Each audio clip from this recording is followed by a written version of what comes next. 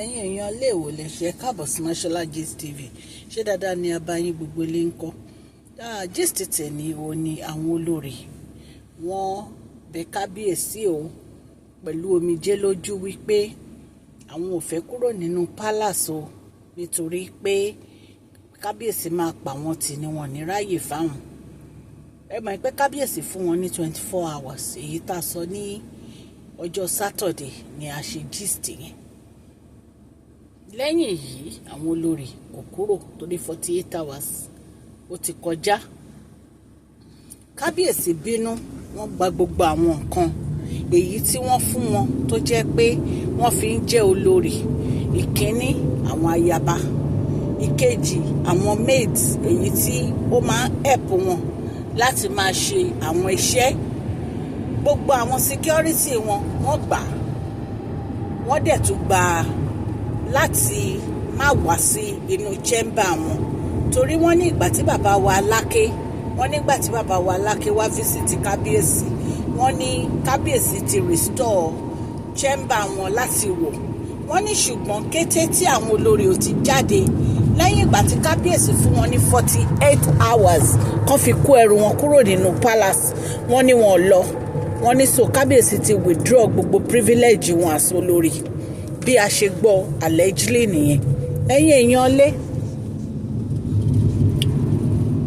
ẹ káàbọ̀ sí Mashola Gist TV. Ṣé àlàáfíà ni ẹ wà gbogbo lé ń kọ́?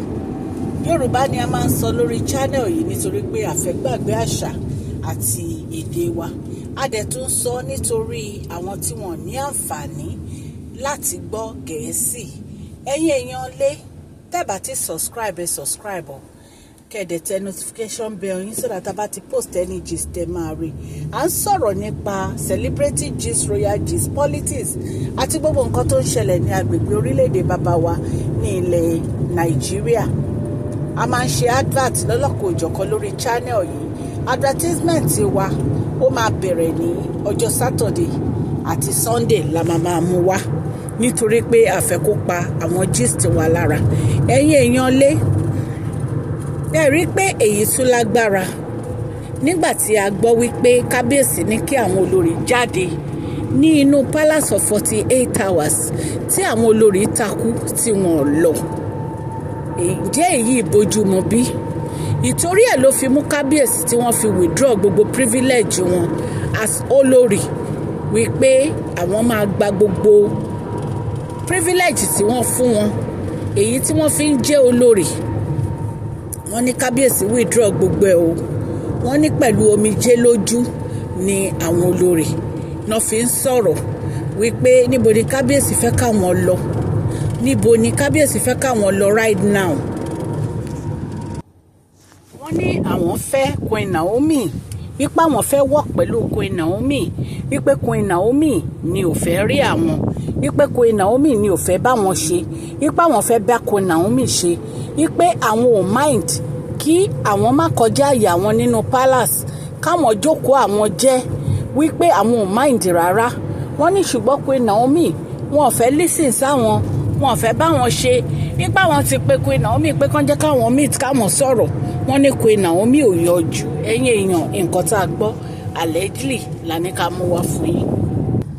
Wọ́n ní Kábíyèsí ní àwọn fún wọn ní 48 hours láti kẹ́rù. Wọ́n ní àwọn ayaba, àwọn olórí wọn ò kẹ́rù. Wọ́n ní àwọn olórí ní àwọn ò lé Queen Naomi inú palace o, wípé Queen Naomi ló kẹ́rù. Wọ́n ní Queen Naomi ló kẹ́rù wọn tó jáde nínú palace, pé àwọn kọ́ làwọn lé Queen Naomi kan kẹ́rù wọn palace, wípé àwọn kọ́ làwọn lé Queen Naomi inú palace, wípé àwọn ti sọ wípé àwọn máa work pẹ̀lú wípé kán padà wá sí inú palace, pé Queen Naomi ò fẹ́ rí àwọn nínú palace. Wọ́n ní anything tí àwọn lè ṣe ju pé kí Kábíyèsí fi àwọn sílẹ̀ nínú palace lọ. In fact gan wọ́n ní àwọn elder yìí pé wọ́n bá wọn sọ̀rọ̀, àwọn èyí tó yẹ pé wọ́n support Queen Naomi pé kí wọ́n move. Wọ́n ní àwọn tí wọ́n dẹ̀ support Queen Naomi inú wọn, wọ́n ní Kábíyèsí wọ́n ní wọ́n bínú sí wọn wípé àwọn ò fẹ́ kí wọ́n dá sí ọ̀rọ̀ àwọn ìyàwó àwọn mọ́ bí a ṣe gbọ́ nìyẹn. Ṣùgbọ́n bí a ṣe ń sọ̀rọ̀, wọ́n ní Kábíyèsí ti withdraw gbogbo privilege àwọn olórí yìí o. wọ́n ní gbogbo àwọn nǹkan tí wọ́n fún wọn tó fi ń jẹ́ olórí wọ́n ní gbogbo ẹ̀ ní kábíyèsí ti withdraw ipe nítorí pé wọn ò listen wọn ò ṣe nǹkan tí kábíyèsí nìkan ṣe. Ẹ̀yin ará lé bí a ṣe gbọ́ nìyẹn. Tá a bá tún gbọ́ mọ́ updates a máa mú wá fún yín. Etí tẹ́ fi ń gbọ́ mi ò ní di ọwọ́ tẹ́ fi ń tẹ subscribe like oníkan ìsàlẹ̀ àpò ní àṣẹ Ọlọ́run ọba. Òkè òkè ní ọlá yín á máa lọ o. Please share this video, like and subscribe. God bless you all.